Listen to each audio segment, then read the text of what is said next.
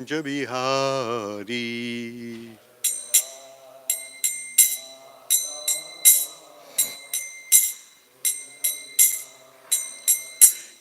Jai Radha Madhava Kunja Bihari.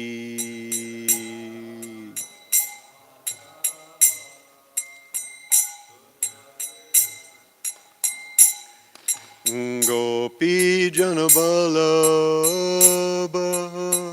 Giri Baradari.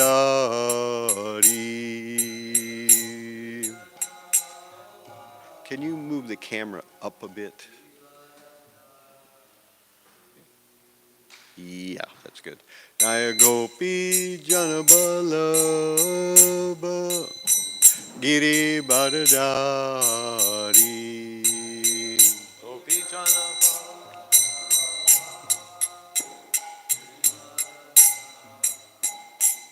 Yasoda Nandana Brajajana Ranjana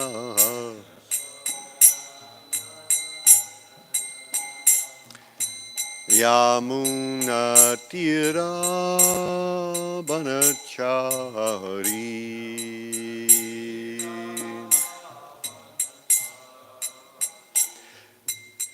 Hare Krishna, Hare Krishna, Krishna Krishna, Hare Hare, Hare Rama, Hare Rama, Rama Rama, Hare Hare.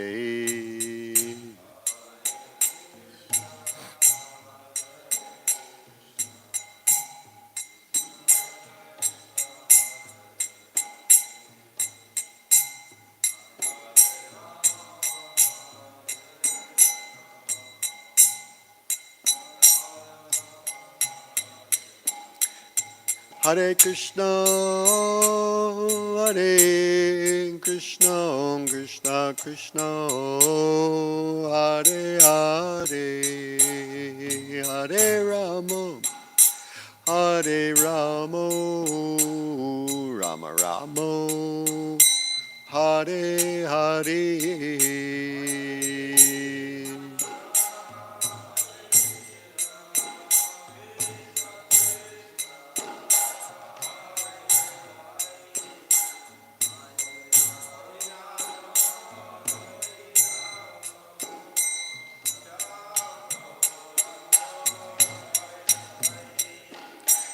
Jaya Prabhupada, Prabhupada, Jaya Prabhupada, Jaya Prabhupada.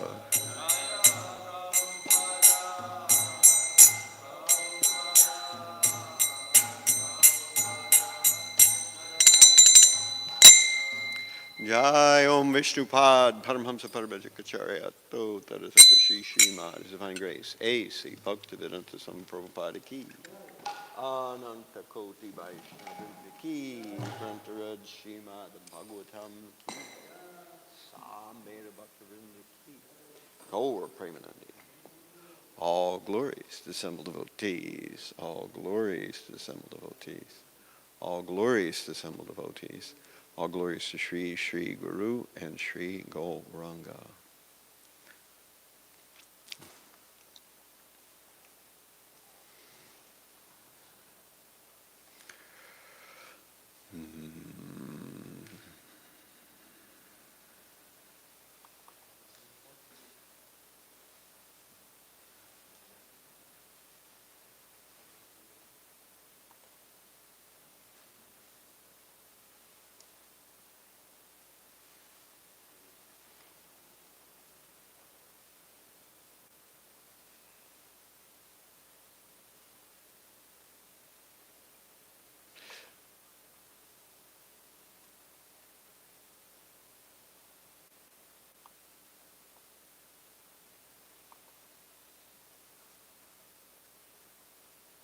So we are on Canto 3, Chapter 5, Text 50 and 51 today.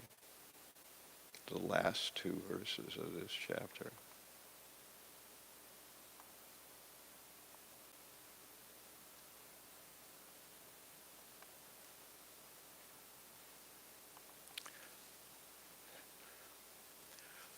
Om Namo Bhagavate Vasudevaya. Om Namo Bhagavate Vasudevaya. Om Namo Bhagavate Vasudevaya.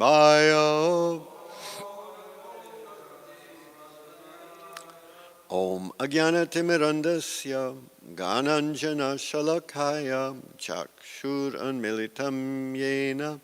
Tasmai Shri Gurave Namaha Shri Chaitanya Manobishtam Stapitam Yena Bhutale Swayam Rupa Kadamhayam Didati Swapadantikam Vandehang Shri Guru Shri Yuta Padakamalam Shri Gurun Vaishnavamscha Shri Rupam Sagrajatam Sahagana Raghunatan Vitam Tam Sajivam Sadvaitam Savadhunam Parijana Sahitam Krishna Chaitanya Devam Shri Radha Krishna Padan Sahagana Lalita Shri Vishakanvitamscha Hey Krishna Karuna Sindho Dina Bandho Jagatpate Gopesha Gopika Kanta Radha Kanta Namostute Tapta Kanchana Gaurangi Radhe Vrindavan Eshvari Vrishabhanu Sute Devi Pranamami Hari Priye Vanchakalpa Tarubhyascha Kripa Sindhubhya Eva Cha Patitanam Bhavanebhyo Vaishnavebhyo Namo Namaha Shri Krishna Chaitanya Prabhu Nityananda Shri Advaita Gadadhara Shri Vasadi Gaur Bhakta Vrinda Hare Krishna Krishna Krishna Hare Hare Hare Rama Rama Rama Hare Hare Hare Krishna Krishna Krishna Hare Hare Hare Rama Rama Hare Hare. All right, so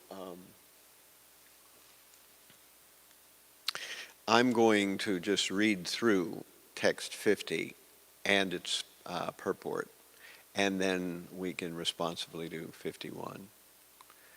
Tvam nam suranam asasan vayanam kutastadya purusha puranaha tvam deva sakyam gunakarma yonao retas tvajayam kavimaddadeja. And the translation for this one reads, you are the original personal founder of all the demigods and the orders of different gradations.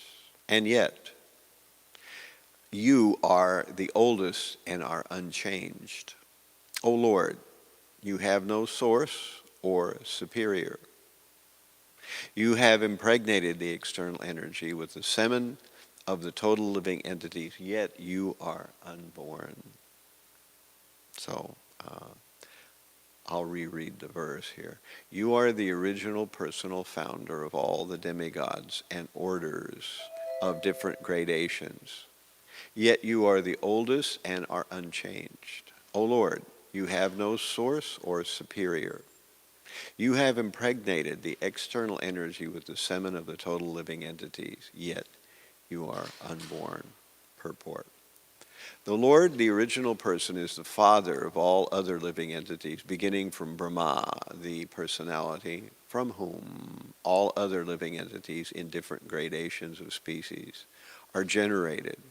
Yet the Supreme Father has no other father. Every one of the living entities of all grades up to Brahma, the original creature of the universe, is begotten by a father. But he, the Lord, has no father. When he descends on the material plane out of his causeless mercy, he accepts one of his great devotees as his father to keep pace with the rules of the material world. But since he is the Lord, he is always independent in choosing who will become his father. For example, the Lord came out of a pillar in his incarnation as Nrsingadev and by the Lord's causeless mercy, Ahalya came out of a stone by the touch of the lotus feet of his incarnation as Lord Sri Ram. He is also the companion of every living entity as the Supersoul, but he is unchanged. The living entity changes his body in the material world, but even when the Lord is in the material world, he is ever unchanged. That is his prerogative. As confirmed in Bhagavad Gita 14.3, the Lord impregnates the external or material energy, and thus the total living entities later come out in different gradations, beginning from Brahma, the first demigod, down to the insignificant ant. All the gradations of living entities are manifest by Brahma and the external energy, but the Lord is the original Father of everyone. The relationship of every living being with the Supreme Lord is certainly one of son and father, but not one of equality. Sometimes, in love, the son is more than the father, but the relationship of the father and son is one of superior and subordinate. Every living entity, however, great he may be, even up to demigods like Brahma and Indra, is eternally subordinate servitor of the Supreme Father. The Mahat Tat principle is a generating source of all the modes of material nature, and the living entities take birth in the material world in bodies supplied by the mother material nature. In terms of their previous work, the body is a gift of material nature, but the soul is originally part and parcel of the Supreme Lord. The body is a gift of material nature, but the soul is originally part and parcel of the Supreme Lord. I can't see. Is this thing cutting off the bottom half of my face? If you look in the camera there, you can flip the screen around and see whether it is, and then flip it back for me. So you can see my whole face, okay. It's hard to tell what's going on. You can flip it back if you would. All right, so here is the verse that we're going to responsibly do. Tato vayam mat pramukha, tato vayam mat pramukha yadarte, tato vayam mat pramukha yadarte. Bhabu vimatman karavama kimte. Babu vivatman karavama kimte. Tvam nasva chakshu paridehi saktya. Tvam nasva chakshu paridehi shaktya. Deva kriyarte yadanugrahanam. Deva kriyarte yadanugrahanam. Tato vayamat pramukha yadarte. Babu vimatman karavama kingte. Tvam nasva chakshu paridehi shaktya. Deva kriyarte yadanugrahanam.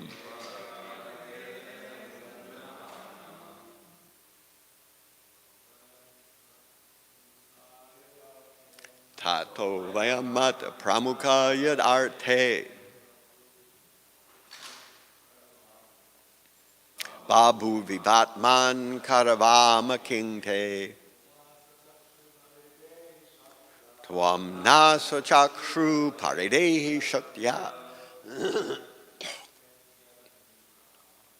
Deva kriyarte yadanugrahanam.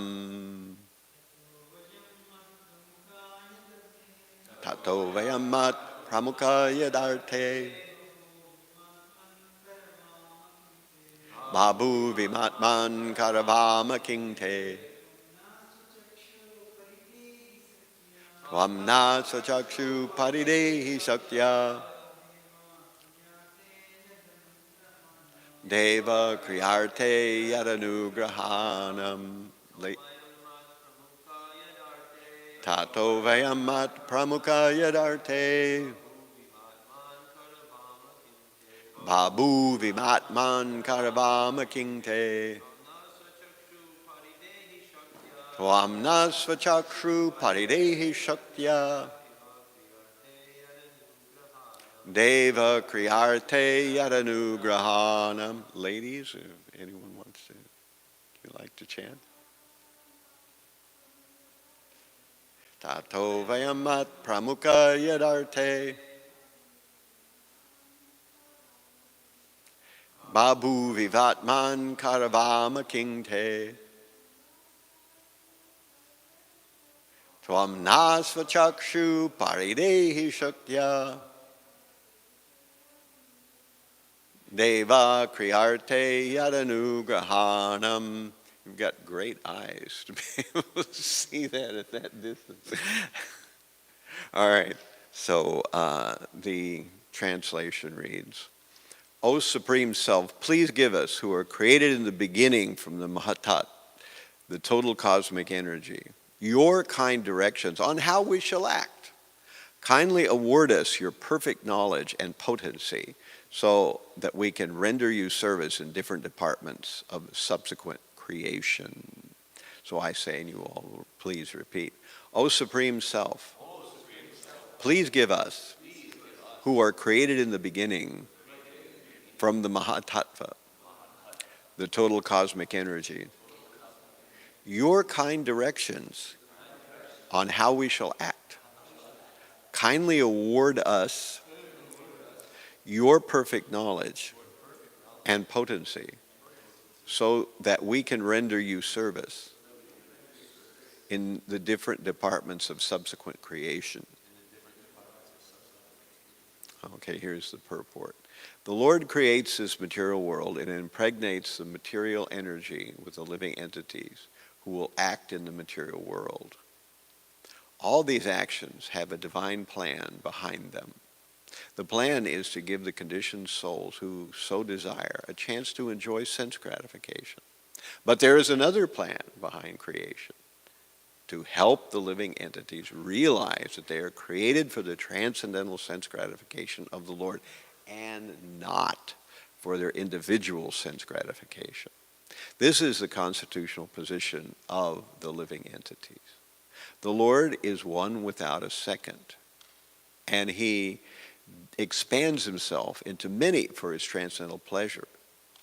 All of the expansions, Vishnu Tattvas, Jiva Tattvas, and Shakti Tattvas, the personalities of Godhead, the living entities, and the different potential energies, are different offshoots from the same one Supreme Lord. The Jiva Tattvas are separated expansions of the Vishnu Tattvas, and although they are potential differences between them, they are meant for the transcendental sense gratification of the Supreme Lord. Some of the jivas, however, wanted to lord it over material nature in imitation of the lordship of the personality of Godhead. Regarding when and why such propensities overcame the pure living entities, it can only be explained that the jiva tattvas have infinitesimal independence, and due to the misuse of this independence, some of the living entities have become implicated in the conditions of cosmic creation and are therefore called nitya buddhas, or eternally conditioned souls. The expansions of Vedic wisdom also give the nitya buddhas, the conditioned living entities, a chance to improve. And those who take advantage of such transcendental knowledge gradually regain their lost consciousness of rendering transcendental loving service to the Lord. The demigods are amongst the conditioned souls who have developed this pure consciousness of service to the Lord, but who, at the same time, continue to desire to lord it over material nature. Such mixed consciousness puts a conditioned soul into the position of managing the affairs of this creation. The demigods are entrusted leaders of the conditioned souls. As some of the old prisoners in government jails are entrusted with some responsible work of prison management, so the demigods are improved conditioned souls, acting as the representatives of the Lord in the material creation. Such demigods are devotees of the Lord in the material world, and when completely free from material desire to lord it over the material energy, they become pure devotees and have no desire but to serve the Lord. Therefore, any living entity who desires a position in the material world may desire so in the service of the Lord, and may seek power and intelligence from the Lord, as exemplified by the demigods in this particular verse. One cannot do anything unless he is enlightened and empowered by the Lord. The Lord says in Bhagavad Gita 15:15, Mata smritir jnanam apohanam chap. All recollections, knowledge, etc., as well as all forgetfulness, are engineered by the Lord, who is sitting within the heart of everyone. The intelligent man seeks help of the Lord, and the Lord helps the sincere devotee engage in his multifarious services. The demigods are entrusted by the Lord to create different species of living entities according to their past deeds. They are herein asking the favor of the Lord for the intelligence and power to carry out their task. Similarly, any conditioned soul may engage in the service of the Lord under the guidance of an expert spiritual master, and thus gradually become freed from entanglement from material existence. The spiritual master is the manifested representative of the Lord, and anyone who puts himself under the guidance of a spiritual master and acts accordingly is said to be acting in terms of buddhi yoga, as explained in Bhagavad Gita 2:41. Vyavasayatmika buddhir ekeha kurunandana bahushakha hiyanantascha buddhayo vyavasayinam.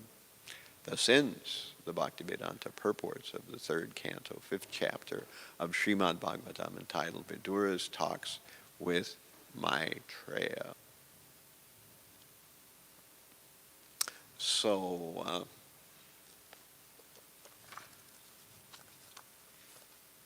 me get my little...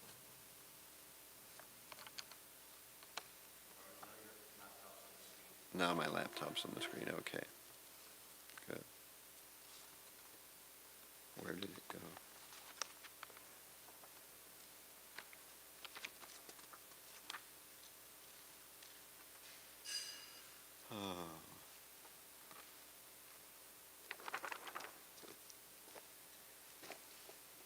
Can someone do me a favor and bring that striped bag over here for me?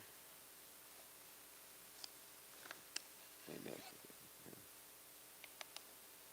it. Yes, I did. Never mind. I've got what I wanted. A little memory sheet here.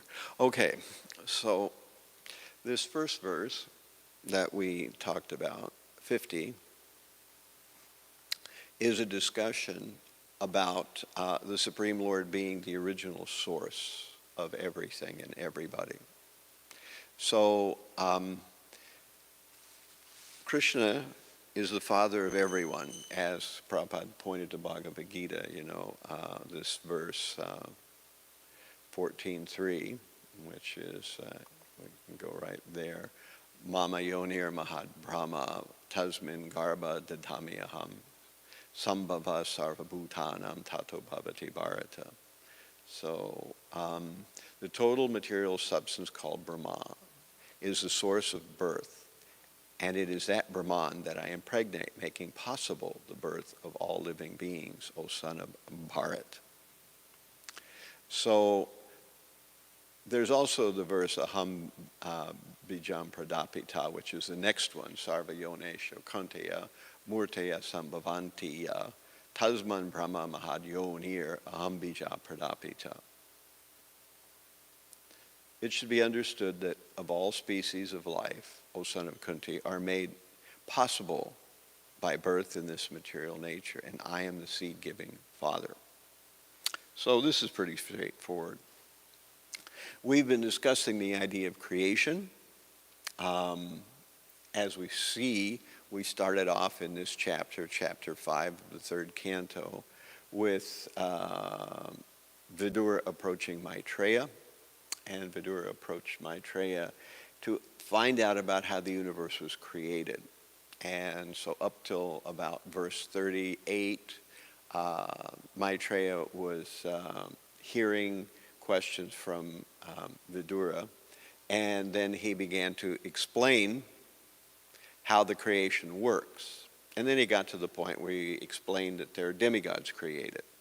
And that's when we started this section of the fifth chapter of third canto, where the demigods are offering prayers. So the demigods are an essential part of the expansion of the creation.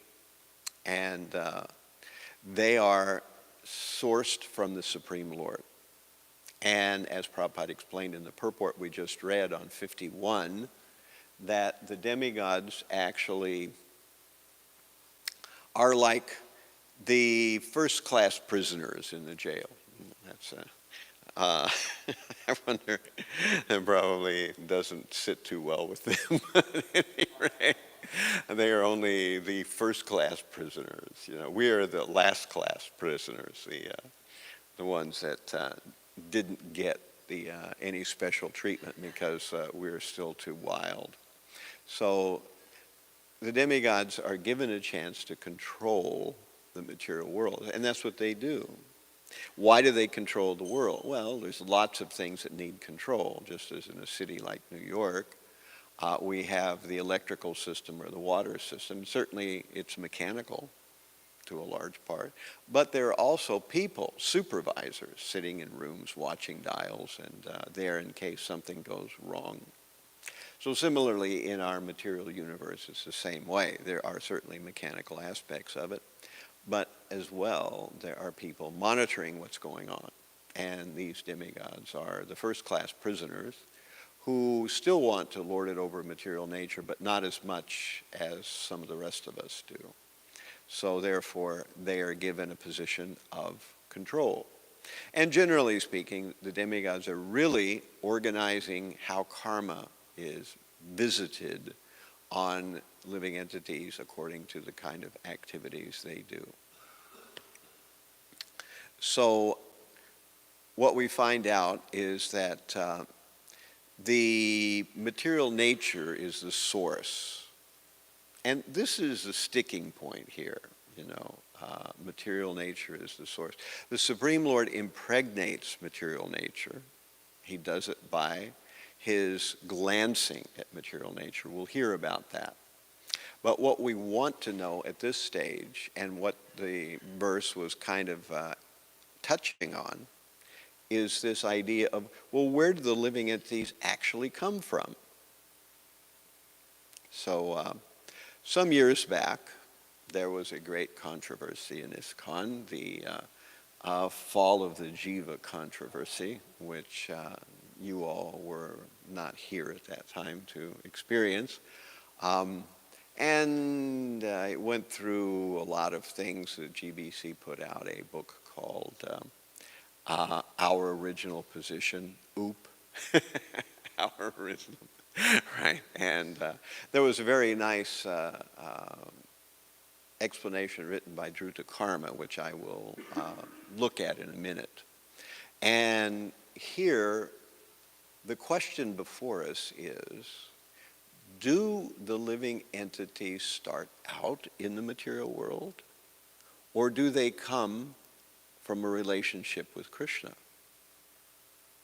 Or do they come from the Viraja river, or do they descend to the material world from the Brahma Jyoti? These are various answers that are given in various places. And there was a book written called In Vaikuntha, Not Even the Leaves Fall, by Satyanarayan and Kundali, I think. I've forgotten if those are the two people who wrote the book. And they put forward the idea that no one falls from the spiritual world ever. So therefore, the living entities actually come from the material world. And basically, they put forward the idea that Prabhupada really didn't believe that we come from the spiritual world. But as a preaching strategy, he explained that kind of scenario to us. And this was not accepted by the GBC, and this book was banned, and the GBC wound up writing or having commissioned a book, which we just talked about, Our Original Position book. And you will find that this topic comes up every once in a while. Do the living entities actually come from the Brahma Jyoti? It would seem like, according to today's verse, that maybe this is so. We're hearing about, the living entities coming out of the Brahma Jyoti, But the Supreme Lord places them there by his vision. We have that in another place. So where do they really come from? Now, the final conclusion of Our Original Position book and the final conclusion of Dhruta Karma's Origin of the Jiva book are both the same, that Prabhupada always explained to us that we were with Krishna, we had a relationship with Krishna, and due to misuse, we hear that in today's verse, due to misuse of our minute independence, we want to lord it over like Krishna does. And therefore, as a result, we come to this material world. Now, once we come to this material world, certainly we can come in and out of various places and experiences via the Brahma Jyoti. So, in another place, and it's described, and this is why I think there's this confusion about this issue, is the idea that the living entities are described as tatastha shakti. Tatastha means the shoreline or the boundary between the water and the dry land. So they are marginal.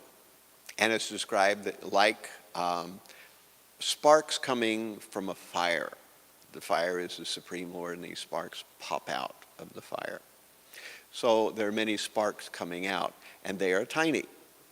And here we're finding that the Brahma Jyoti is the light rays, or the brilliant effulgence of the Supreme Lord, which is indeed comprised of living entities, these sparks. But were they always sparks? In the spiritual world, the living entities are not sparks. They have a fully developed form.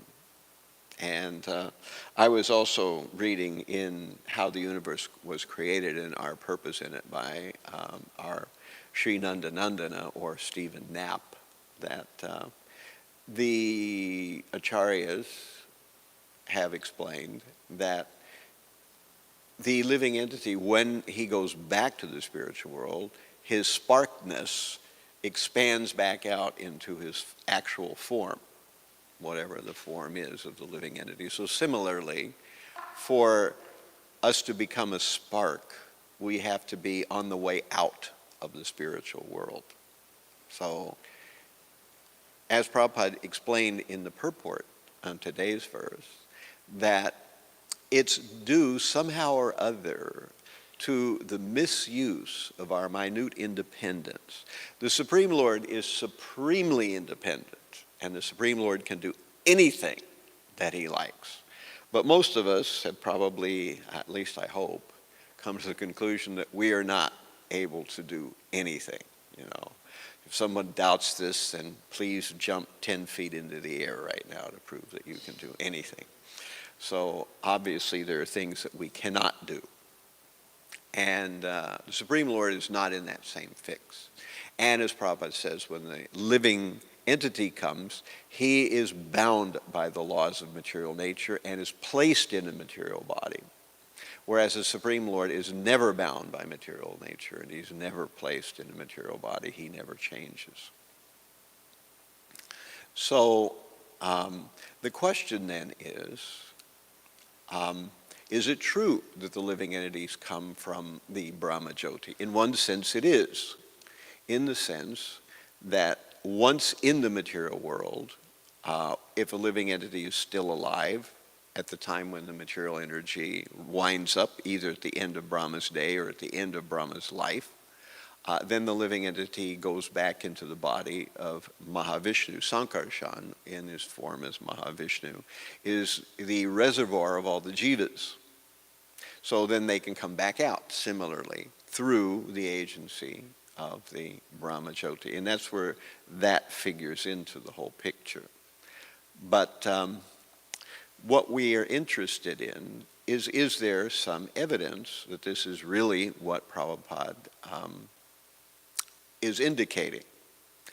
Well, I will put a few things forward to show, and this is a controversial issue, especially if you're talking with devotees who are not in ISKCON. In fact, oftentimes, if you're talking to other Gaudiya Math devotees, they will push this issue, that ISKCON mistakenly thinks that we came from the spiritual world, when that's basically what Prabhupada taught us that we did. And it's also very reasonable. I just recently saw a video that Sadhaputta put out where he's talking about also the origin of the jiva. Our philosophy stops making sense when we talk about the idea that we have actually come from the Brahma Jyoti. I've always understood that we came to the material world because we did something wrong. If we did something wrong, that means we had to be a person at some time. That means we had to have a relationship. Otherwise, if we were eternally in the material world, it wasn't our fault that we're here. We're here because it's our nature. But we hear that our nature is not faulty. Our nature is pure. And if there's any doubt, I just submit that anyone in the Veda base does a search on our original spiritual nature or our original spiritual relationship. You'll see how many times Prabhupada uses that term. Here we have nature or relationship and original. So if our original nature was not fully developed, or our original nature was not in Krishna consciousness, then why are we going back to that? It wouldn't make sense. Similarly, we see that Prabhupada named his magazine Back to Godhead. He did not call it Up to Godhead. He called it back. And that preposition is a very important thing. And we see all throughout Prabhupada's explanation of our situation here, we are told to revive our original consciousness. We're told to go back to the spiritual world. We're talking about restoring our original consciousness. All these things make no sense if we weren't originally in a relationship with the Supreme Lord as a person. However, people say that in Jaiva Dharma, and it's also in other places, this idea of us coming from the spiritual world. There's oftentimes it's quoted that Bhaktisiddhanta wrote about that. In fact, he did. I've heard it talked about so many times, but nobody could ever give me any kind of actual source on any of this. Finally, I've come across it in Stephen Knapp's book, where he or Sri Nandanan's book, where he explains the origin of the species. And he discusses that in Brahmana and Vaishnava, Bhaktisiddhanta does indeed talk about the living entity coming from the Brahma Jyoti. But of course the question is, does that actually indicate the original origin, or simply the origin once one is in the material world? That's the question.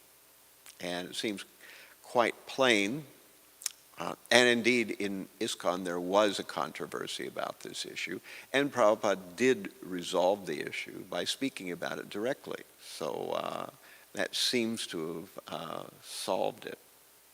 But still the controversy goes on. And you will find even people in ISKCON who do not agree with this understanding. So I'm a peanut, but I'm just giving my understanding of it and explaining it. I think Dhruta Karma does an excellent job. And in the Veda base, his description of resolving this particular issue is a little quicker and easier to get through than the original, our original position that was commissioned by the GBC, which is much more involved. It takes much more time to come to the same conclusion. But he explains that Prabhupada was asked the question directly. He did not explain that we come from the Brahmajyoti. He did not explain that we come from the Viraja River, nor that we were eternally conditioned in the material world, nor that we were created at some point in time. We know that the living entity is eternal. Na tvayavaham jatu nasam, na tvam nemi janadhipaha, na chaiva, na bhavishyama sarvavayam ataparam. Never did you not exist, nor me, nor all these kings, nor in the future shall any of us cease to be. That's what Krishna is telling Arjuna. So the living entity is eternal. The question is, what's he been doing all that time for eternity, you know? So if we've never been to the spiritual world, that means for an entire past eternity, we have not been in association with Krishna. But at the same time, we hear that the living entity is eternal servant of Krishna, Nitya Krishna Das, you know, that the living entity is eternally servant of Krishna. It's not that he's just gets that way when he does the right thing once he's in the material world. So these things don't make sense. Plus, for another evidence, in Bhagavatam, in 4th canto, there is the story of Pranjana and the city of 9 gates. This is an allegorical story, the story of Pranjana. But in, what's the verse here? 4:28:53, the secret friend comes, and he's speaking with Paranjana, and he says, don't you remember we had an intimate relationship, but you left me? Those words are there in Śrīmad-Bhāgavatam. We had an intimate, of course it's the Supreme Lord who's talking, that Paranjana had a relationship. Like two swans we were living together, but now we are separated because you wanted to enjoy. So that's the purpose of the material world. And the living entities, when they misuse their independence, they find themselves being imported into the material world. And of course, in one sense, no one ever falls. That's also true, because it's like we're asleep when we're here. So if you're asleep in your bed upstairs and you're dreaming of somewhere else, like for instance, when I'm living here in New York, I have dreams about New Vrindavan. And when I'm in New Vrindavan, I have dreams about being in New York. And what's curious is that both these dream places, New Vrindavan dream world and New York dream world, look nothing like the real New York or the real New Vrindavan. But somehow or another in my dreams, I take it as completely veridical that this is New York or this is New Vrindavan. So if I'm dreaming that I'm in New Vrindavan and I'm in my bed upstairs, does that mean I'm in New Vrindavan? Well, in one sense, yes. In another sense, no. You know. So did I go to New Vrindavan? While I'm asleep, I certainly thought I was. And when we're asleep, we certainly take our dream as veridical. I mean, even though crazy stuff is happening in those dreams, while we're asleep. We believe every minute of it, that I'm falling off a tree, or that I found some money, or that I'm flying in the sky, We never even stop to question. And crazy, crazy stuff is going on in those dreams. But we take it as veridical. But when we wake up, we think, what a crazy dream, So just see. So in one sense, we don't fall. In another sense, we do. So Prabhupada also said that we didn't fall, but he said it in that context. So again, these are various evidences I would put forward, and I want to stop so we have time for some kind of back and forth. So Prabhupada named his magazine, his main magazine, Back to Godhead, not Up to Godhead.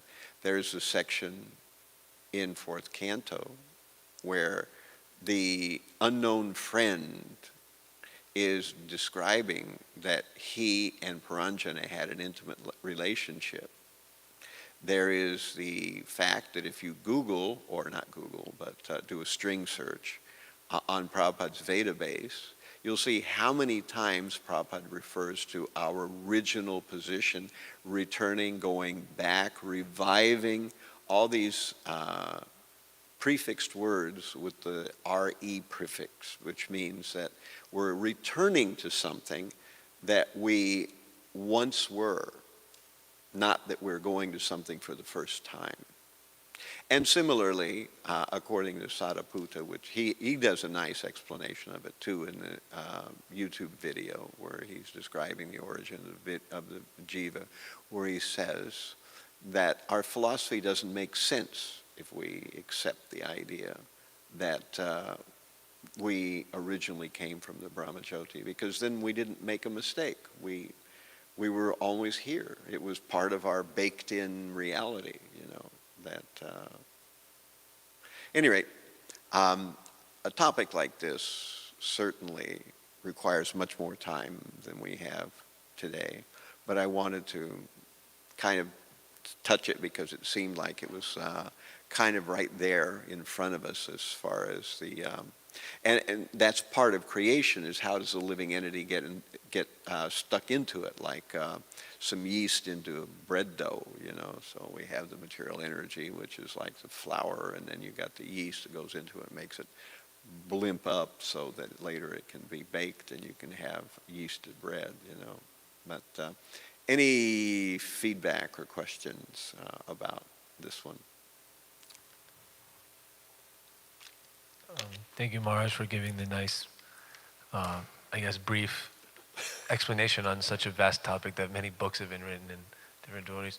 I don't know if you can make a comment on this, because I've also heard all these back and forth things, and it's a very deep issue. But one thing that I read in Krishna book that kind of confused me, because it seems to contradict things.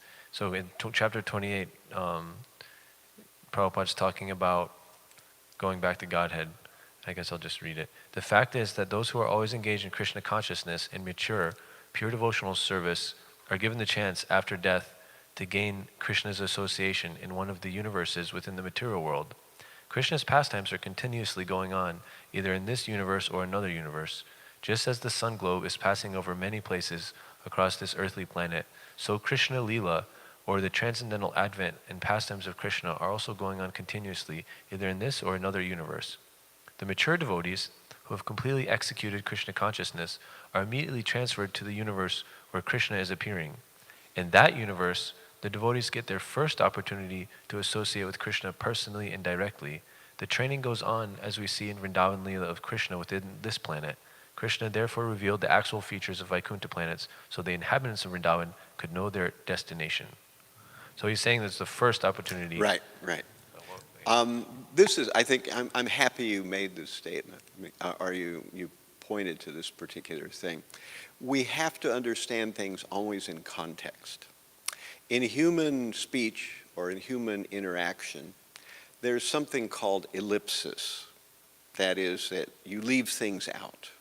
If two people are communicating, it's natural, and in fact it's expected, that we talk about some things and we leave some things out. I could say, Dwight D. Eisenhower is still dead. Of course, it's true, but what does it have to do with what we're discussing at this point? Nothing. So the context here that Prabhupada isn't saying is that it's the first time within the context of coming into the material world, not first time absolutely, you know. This kind of thing comes up a lot, you know, and I think it's easy to get tripped up because in the wrong context, our philosophy stops making sense, you know. You always have to figure out within what framework we're discussing. And what Prabhupada doesn't say or go on to say is that the first time in the context of being within the material world, not absolutely. That's how I would respond to that question. If someone is responding to it, you know, by saying it was the first time period, you know, absolutely, then we have all those other problems of explaining why Krishna says that, you know, in Bhagavatam, why it says that the two swans were together, why Prabhupada called it back to Godhead, why he uses all those terms. So I think that's a simple, just context issue, that seen within the right context, then that doesn't create a problem. And there are many other instances of that same principle at work in when we try to understand our philosophy, where something is said, like for instance we hear the demigods are deathless. In fact, sometimes they're actually called Amar. That's the Sanskrit term for them. But literally they aren't Amar, they just live for a long period of time, you know. What's that? Right. So it's not actually eternal, but it goes on for long enough, you know. Right, and most of the travel brochures for there, I would doubt. I don't think I would want to go there. So I think that's a place that we should try to avoid, no matter how long it goes on, even if it isn't eternal. I'm sure it feels that way. And we hear that they're nitya buddhas. You know, Prabhupada explains that one, you know, that they're living entities who are eternally liberated and living entities who are eternally conditioned. But they're not eternally conditioned. They're conditioned as long as they retain their suspicion of Krishna or their rejection of Krishna. Once they do that, they become nitya mukta. They become eternally liberated. Any other, see if we can fit one other comment or question in before the bell tolls at 8 up, or 9 up rather. Maharaj, thank you, Maharaj. Jai. Maharaj, you know, so we were in Brahmajyoti and then we fell down. I mean, that's how you began actually, you know. So we were in Brahmajyoti and we came down. Now, once we are purified of our contamination, so we'll go back to spiritual world. That's why Prabhupada calls it back to Godhead. Well, yes. Once we left the spiritual world and we left our form and our relationship behind and came to the material world, we're in the Brahmajyoti. I think of the Brahmajyoti as the subway system, you know. If you stand out there on Skimmerhorn and Hoyt, you know, you can, or Bond actually, I think it is, whatever it is there. And you see people coming out of them, you could ask them, where did you come from? And they could truthfully say, we came from the subway, you know.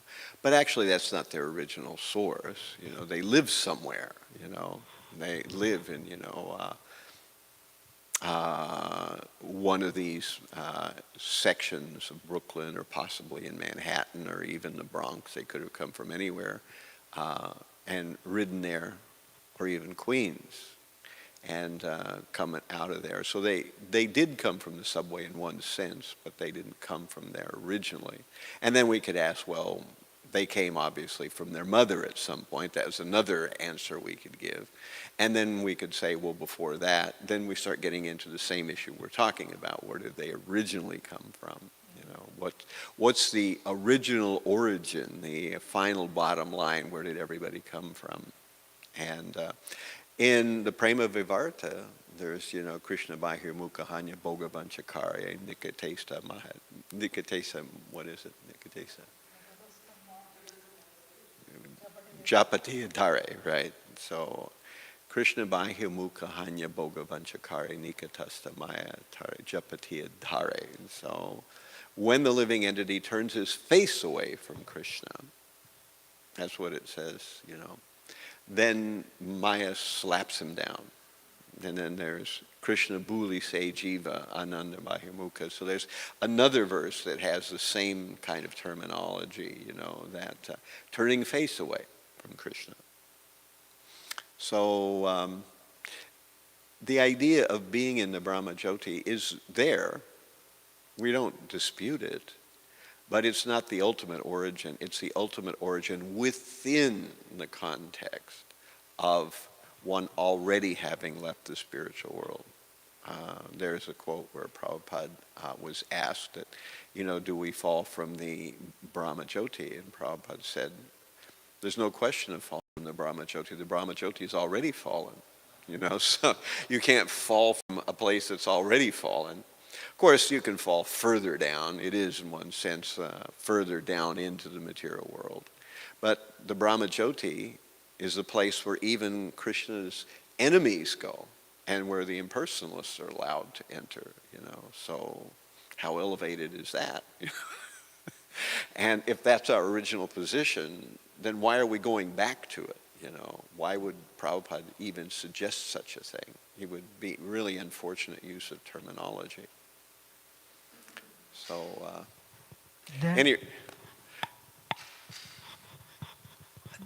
last two lines you said, Brahmajyoti means we are already fallen. So it means we were from the spiritual, we were from the Golok Vrindavan, not Right. Brahmajyoti. Right. So this is how Prabhupada has explained it to us, that we came from a relationship with Krishna, a personal relationship with Krishna, because of our misuse of our minute independence. We left. Now, there's some more details there even, exactly how that works, but I don't have time to get into it. And, but the idea is that it was our mistake that we're here. We aren't here because Krishna started us off here. And when we when we think about the idea of started it, when we understand fully that we are eternal, not only in the future, but we're eternal also in the past. That means if we say that we didn't start off with Krishna, then that's an awful long time to have been either in the Brahma Jyoti or in the Viraja River. And why would Krishna do that? What's the point of that?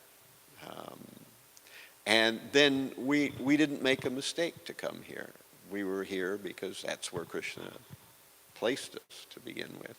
So again, that's just part of the overall, I think, evidence that suggests that, first of all, that Prabhupada never gave us this idea that we start off in the Brahma Jyoti. Though it is a fact, the living entities are sparks, they come from fire. We do come from the Tatastha Shakti, all those things are correct. That when we enter into an incarnation, we come from the Brahma Jyoti or something like that. If we haven't come directly from another incarnation, there's been some time lapse. All that's there. The Sankarshan, as Mahavishnu, is the reservoir of all the jivas. So all that's there. We're not rejecting that. It's just that there's a larger context. That's what's being missed, when people say that we come from the Brahma Jyoti as opposed to falling from the spiritual world, because some people cannot accept the idea. Of course, it says that if one goes back, one never returns. But Prabhupada has commented in a number of cases that, well, generally speaking, that's true.